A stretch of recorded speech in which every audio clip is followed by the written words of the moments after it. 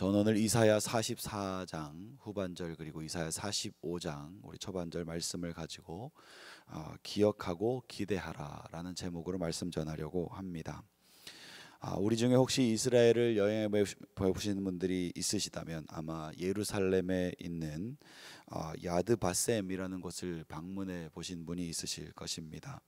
예루살렘에서 기억의 산이라는 뜻을 가진 하르하지카론이라는 지역이 있는데 이 언덕에 야드바셈이라는 박물관이 건립되어 있습니다. 이곳은 이스라엘의 아픔의 역사인 홀로코스트 역사와 그 희생자들을 기억하도록 만들어진 박물관입니다. 야드바셈에 가면 많은 기념물들과 기념비가 있고 또 홀로코스트의 그 역사를 통해서 희생당한 그 희생자들의 유골을 가져다가 그곳에 안치했습니다. 유골이 묻혀 있는 그 박물관, 그 묘지를 보면서 사람들은 이스라엘의 과거에 당한 아픔을 기억하고 다시는 그와 같은 슬픈 역사가 일어나지 않도록 미래 세대를 교육하기 위해서 바로 이 야드바셈을 만들어 놓은 것이죠. 홀로코스트를 기억한다. 홀로코스트가 무엇입니까? 말의 뜻으로만 본다면 불의 제사, 우리가 좀 익숙한 표현으로는 번제라고 할 수 있겠죠. 번제라는 뜻을 가지고 있는 것인데 하지만 이 홀로코스트는 제사와 같은 거룩한 역사가 아니죠. 이스라엘이 당한 핍박의 역사입니다. 히틀러와 나치에 의해서 600만의 유대인들이 탄압받고 학살당했던 그 피해 역사가 수치의 역사가 바로 이 홀로코스트인 거죠. 그런데 왜 이스라엘 사람들은 이런 기억하기 싫을 법한 이런 고통스러운 역사를 그렇게 큰 박물관까지 만들어서 기억하고 미래 세대에 전수하고 있는 것입니까?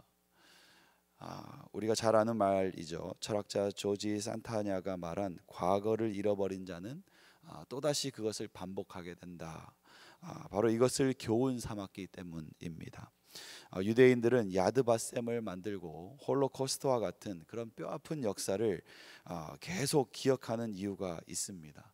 그와 같은 역사를 다시 반복하지 않기 위해서입니다. 그리고 그 아픈 역사를 넘어서 미래로 나아가기 위해서 이스라엘은 역사를 기록하고 기억하고 후대에게 물려주고 있는 것이죠. 사랑하는 성도 여러분, 과거의 역사를 잘 기억해야 밝은 미래가 오는 것을 우리가 잘 알 수 있게 되기를 바랍니다. 그런 의미에서 이게 기억이라는 것은 단순히 과거의 시간에 일어난 어떤 사건에 대한 기록이 아닙니다. 과거의 기억은 과거에 머물러 있지 않고 우리의 가치관이 되고 우리의 세계관이 되어서 또한 우리의 나아갈 미래를 방향을 결정하는 결정적인 역할을 하는 것이 바로 이 기억이라는 것입니다. 이스라엘이 홀로코스트의 기억을 전수함으로 다시 나라를 찾고 이제는 강대국의 반열에 오를 수 있었던 힘이 어디 있었습니까? 그 과거를 기억했던 그 기억에서 그 힘이 비롯되었습니다.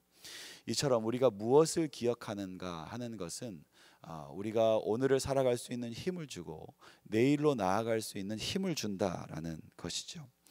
오늘 본문으로 다시 돌아가겠습니다. 오늘 본문 우리가 함께 읽은 이사야 44장 21절 말씀이 어떻게 시작되고 있습니까? 야곱아 이스라엘아 이 일을 기억하라. 기억하라. 하나님께서는 지금 70년간 바벨론의 포로가 되어서 고생스럽게 살아온 그 이스라엘을 향해서 기억할 것이 있다라고 말씀하고 있습니다. 왜 그렇습니까? 이들은 지금 과거에 머물러 있지 않고 미래로 나아가야 하기 때문입니다. 이 미래로 나아가야 할 이스라엘을 향해서 하나님께서는 그들이 미래로 나아갈 수 있는 힘을 상기시켜주고 싶습니다. 그래서 하나님께서는 이스라엘을 부르십니다. 야곱아 이스라엘아 이 일을 기억하라. 저는 이 말씀을 묵상하면서 어쩌면 너무나 당연하게 지난 1년 6개월 코로나 팬데믹이라는 어두운 터널을 살고 있는 우리가 또한 하나님께서 우리를 향해서 기억할 것이 있다라고 말씀하시는 것 같은 그런 마음이 듭니다.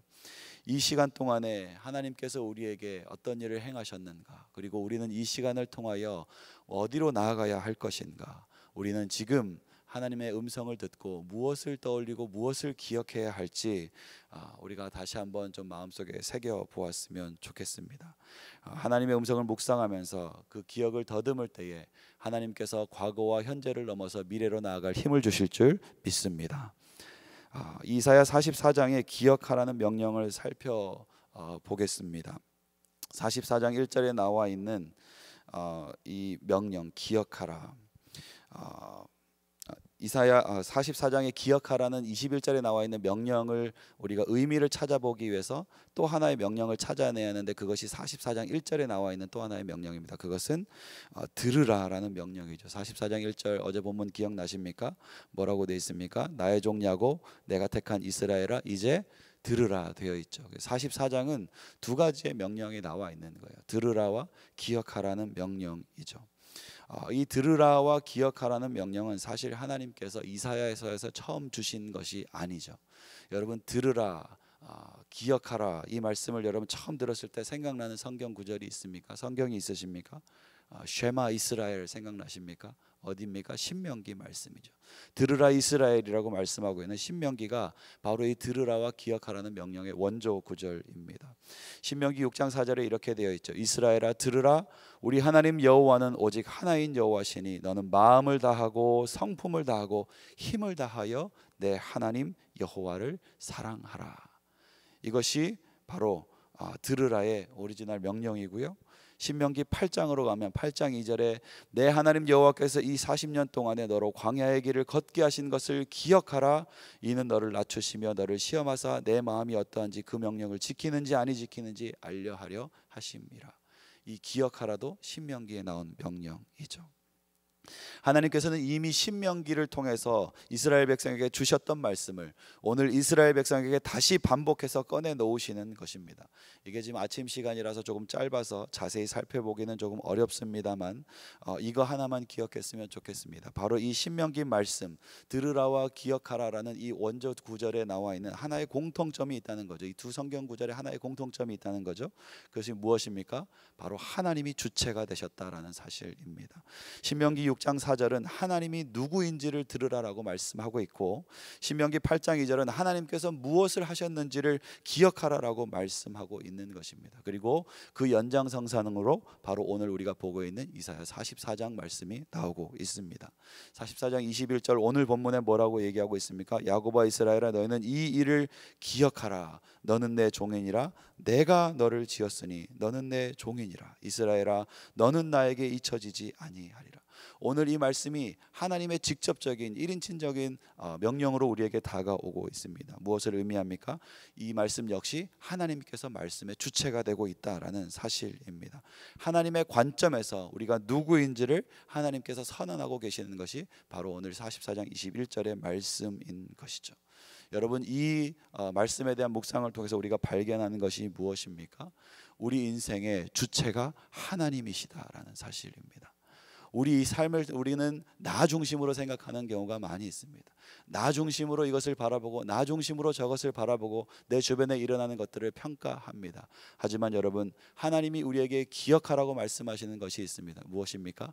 하나님이 주체다라는 사실입니다. 사랑하는 성도 여러분, 이 아침에 우리가 하나님을 기억할 수 있게 되기를 바랍니다. 우리가 살아온 삶의 모습은 다 다를 수 있습니다. 우리의 이름이 다르고 우리의 손의 지문이 다른 것처럼 우리가 각기 살아온 환경도 다르고 경험도 다 다릅니다.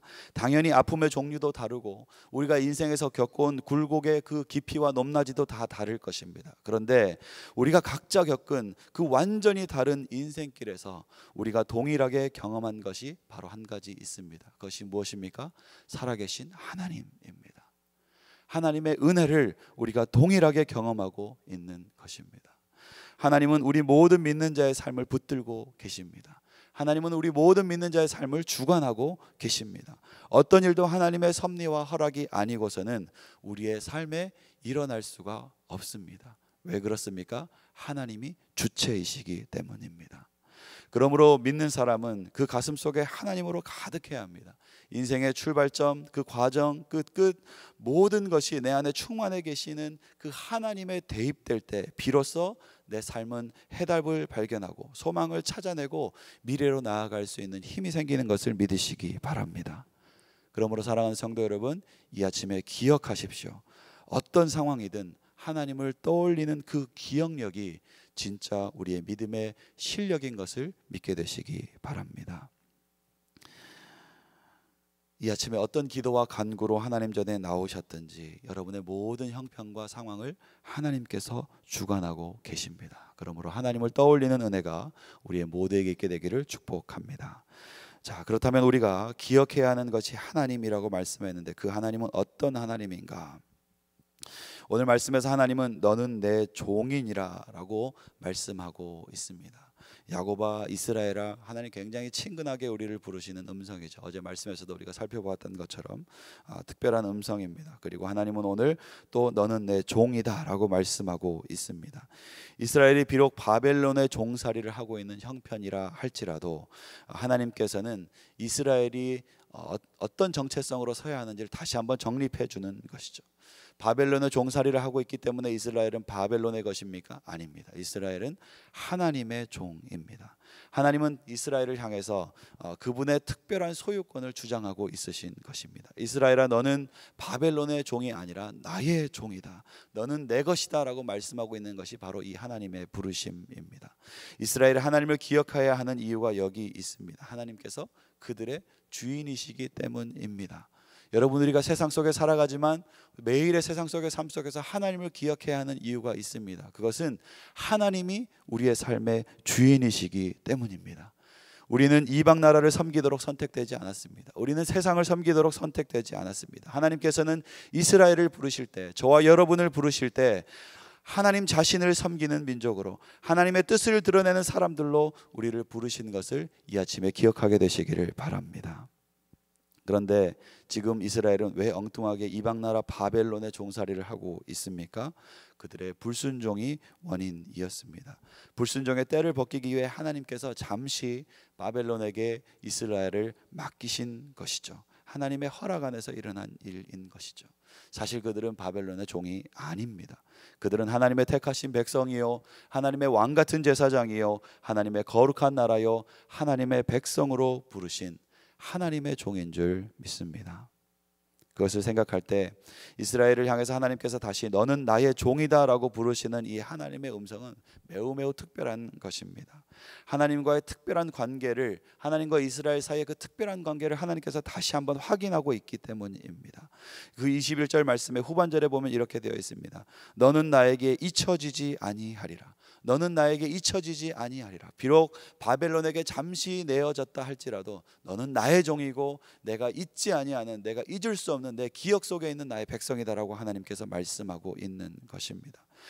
하나님께서 우리를 종이라고 부르실 때 그 부르심은 단순히 slave나 servant나 누군가를 섬기는 자를, 그 종을 찾으시는 것이 아니시죠. 종과 주인의 신분으로 우리를 부르시는 것이 아니시죠. 하나님이 우리를 종이라고 부르실 때는 하나님과 우리 사이에 맺어진 그 특별한 언약을 기억하시는 것이죠. 하나님과 우리 사이에 우리 아버지 하나님, 우리 자녀된 백성이 누릴 수 있는 그 특별한 나눔으로 우리를 다시 초청하고 있는 바로 그 음성이, 바로 그 하나님의 마음이 너는 나의 종이라고 부르는 바로 이 메시지인 줄 믿습니다. 이것이 신약 성경에 가면은 조금 더 개념이 확장돼서 나타나죠. 요한복음 15장 15절에서 16절 말씀에 뭐라고 되어 있습니까?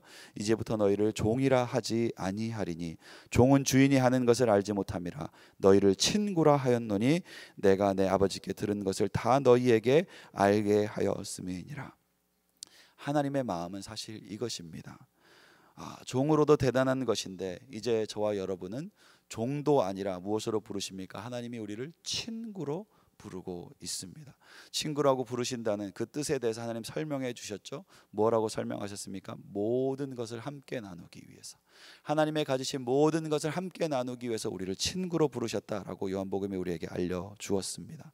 하나님과 이신점심 되어서 마음도 나누고 삶도 나누어서 하나님의 이름을 부를 때, 하나님을 대면할 때 하나님과 어색한 사람이 아니라, 하나님과 거리감이 느껴지는 사람이 아니라 가까운 사람, 친구 같은 사람, 하나님과 친구 되어도 부끄러움이 없고 부담이 없을 그런 사람으로 우리를 하나님께서 불러주셨다라는 사실입니다.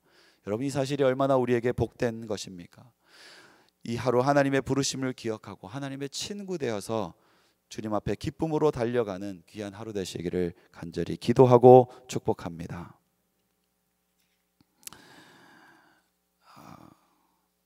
짧게 한 가지만 더 보고 말씀을 마무리하려고 합니다. 오늘 제가 본문을 읽지는 않았지만 바로 이사야 45장 그 1절과 그 다음에 이사야 44장 그 마지막 절 사이에 연결에 등장하는 바로 그 바벨론 왕 고레스에 대한 이야기입니다. 45장 1절 말씀에 보면 여호와께서 그의 기름 부음 받은 고레스에게 이같이 말씀하시되 내가 그의 오른손을 붙들고 그 앞에 열국을 항복하게 하며 내가 그들의 허리를 풀어 그 앞에 문들을 열고 성문들이 닫히지 못하게 하리라.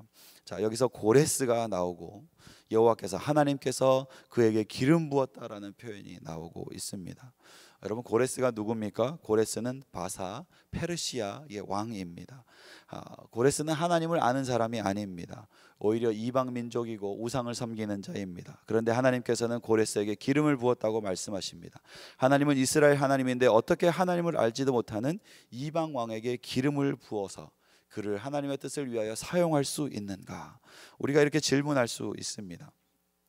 하나님께서 고레스에게 기름을 부어 그를 사용하셨다라는 것은 당연히 우리가 알고 있는 것처럼 그가 하나님을 잘 섬기는 자였기 때문이 아니죠. 그렇다면 어떻게 이 말씀이 가능해지는 것입니까? 이것은 고레스의 편에서가 아니라 하나님의 편에서 가능해지는 것입니다. 무슨 의미입니까? 비록 고레스가 하나님을 알지 못하는 이방 나라의 왕이라 할지라도 하나님은 누구십니까? 세상의 모든 정사와 권세자를 다스리시는 통치자이십니다. 그래서 하나님께서는 당대 모든 패권을 움켜쥐고 당대 가장 강대국을 이루었던 승승장구하고 있는 그 바사왕 페르시아 왕 고레스라 할지라도, 우상신 마르둑을 섬기는 고레스라 할지라도 하나님께서는 그의 역사마저도 주관하고 계신다라는 사실입니다. 역사를 살펴보면 바벨론은 BC 586년에 이스라엘 유대 왕국을 완전히 멸망시키는데 그 후에 50년이 채 되지 않아서 정말 이상하게 BC 538년에 페르시아에 너무 쉽게 정복당해 버립니다. 그리고 페르시아 왕 고레스는 바로 이 바벨론을 정복한 일을 축하하기 위해서 이방인들에게 관대한 정책을 펴는데 이것을 통해서 유대포로 1차 기환이 이루어지죠. 수룹바벨과 함께 예루살렘으로 돌아왔던 바로 그 사람들이 바로 이것을 축하하기 위한 그 고레스 왕의 그 선처에 의해서 이 일들이 이루어질 수 있었다라는 것입니다. 그리고 이 고레스 왕의 선처는 계속되어서 이후에 BC 457년에 아닥사스 왕 때도 에스라를 통해서 2차 포로 기환이 이루어지고 BC 444년에는 느헤미야와 함께 3차 기환이 이루어지는 것이죠. 여러분, 여기서 무엇을 보십니까? 이방 나라를 사용해서 이스라엘을 돌보시는 하나님의 손길을 보지 않습니까? 하나님은 우리의 생각보다 크신 분이십니다. 하나님은 우리가 생각하는 것보다 더 많은 것들을 이루고 계시는 하나님이시다라는 사실입니다. 이것뿐이 아닙니다. 여러분, 이 일이 일어나고 있는 때와 같은 시간에 BC 509년에 이탈리아 반도에서는 로마 제국이 일어나고 있습니다. 로마의 공화정이 시작되고 있고 하나님께서는 다시 오실 메시아를 영접할 그 세상 나라의 환경들을 만들고 계시다라는 사실입니다. 우리는 하나님의 손길을 역사책에서도 발견할 수 있는 것입니다. 사랑하는 성도 여러분, 우리가 기억해야 할 하나님이 여기 있습니다. 나의 작은 사고, 나의 작은 세계관으로는 도무지 담을 수 없는 우주보다 더 크신 하나님을 바로 이 고레스를 사용하시는 하나님을 통해서 발견할 수 있는 은혜가 있게 되기를 바랍니다. 하나님이라면 못할 일이 없으신 것이죠. 불가능한 일이 없으신 것이죠. 모든 것을 다스리시고 우주를 통치하시는 그 하나님이시기 때문에 여러분, 우리 주변 안에 있는 그 많은 일들이 우리 눈으로 볼 때는 위기처럼 보이고 어려움처럼 보이고 어두운 터널처럼 보이지만 사실은 하나님의 큰 계획과 시간표 속에서 완전하게 진행되어 가고 있는 하나님의 역사라는 사실입니다. 그리고 그 하나님이 우리를 친구라고 부르시고 있는 것이죠. 이것을 기억할 때 여러분, 우리가 무엇을 기대할 수 있습니까? 우리의 작은 액자 속에 갇혀 있지 않고 하나님께서 펼치시는 그 원대한 꿈 아래, 원대한 역사 아래 우리를 내어드릴 수 있는 것입니다. 바로 이 이스라엘을 구원하신 그 하나님께서 또한 오늘 우리를 구원하시고 우리를 하나님의 백성으로 지어가시는, 그러므로 우리가 이 과거에 머물러 있지 않고 현재에 머물러 있지 않고 미래로 나아가게 하시는 그 하나님을 오늘 말씀을 통해서 우리는 발견할 수 있는 것입니다. 사랑하는 성도 여러분, 이 아침에 살아계셔서 우리와 함께 하시는 하나님을 기억할 수 있게 되기를 바랍니다. 그 하나님 아래서 여러분 오늘을 기대하시고 여러분의 앞날들을 기대할 수 있는 은혜가 여러분 가운데 있게 되기를 바랍니다. 믿음으로 그 하나님과 함께 서서 힘차게 걸어가시는 우리 모든 중앙의 성도님들 되시기를 간절히 기도하고 축복합니다. 함께 기도하시겠습니다.